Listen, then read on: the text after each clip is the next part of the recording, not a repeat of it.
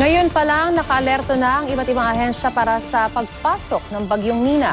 Samantala may Plan B na raw ang ilang Pilipino bilang paghahanda sa maulang Pasko. May report si Bernadette Reyes. Naabutan namin ang mga lalaking ito na nagtutupi ng mga tarpaulin mula sa mga naglalakihang billboard sa EDSA. Paghahanda ito sa parating na bagyong Nina na inaasahang maglalandfall sa araw ng Pasko sa Linggo sa Bicol Region o Northern Samar at posibleng dumaan din sa Metro Manila. Ayon sa Pag-asa, nakikitang maraming ulan at malakas na hangin ang dala ni Nina.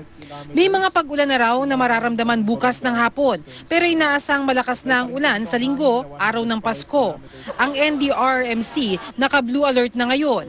Ibig sabihin, lahat ng Regional at Local Disaster Risk Reduction Management Council ay inaabisuhan na umaksyon at magsagawa ng preventive evacuation kung kinakailangan. Nakikipag-ugnay na sila sa DILG at DSWD para sa pamamahagi ng relief goods sa mga maaaring maapektuhang lugar. Ang Philippine Coast Guard ipapadala sa Bicol Region ng BRP-2 Bataha at isa pang barko sa May Batangas sakaling kailangan para sa search and rescue operations. 3 Special Operations Group ng PCG ang ide-deploy din sa Bicol area.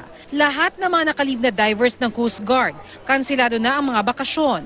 Payo ng Pag-asa, abangan ang mga anunsyo ukol sa mga kanseladong biyahe ng mga eroplano at barko. Sea travel is risky, hindi lang dito sa dadaanan ng bagyo, kung hindi doon din po sa eastern coast, sa coastal areas ng northern and central Luzon. Baka po festive mood tayo, masyado tayo nagse-celebrate, mainit pa sa inyong lugar. Expect po natin na tomorrow evening, lalo na po sa Kapaskuhan, mayroon po tayong inaasahan na masamang panahon. Payo naman ng NDRRMC, kahit Pasko pa, mas maganda kung iiwas muna sa pagbiyahe. Makakapaghintay naman siguro ang regalo ni Ninong at Ninang, lalo kung malayo ang tirahan nila. Kung hindi naman po talagang kinakailangan na sila ay lumabas, manatili po tayo sa ating mga tahanan para talaga masiguro natin ang ating kaligtasan.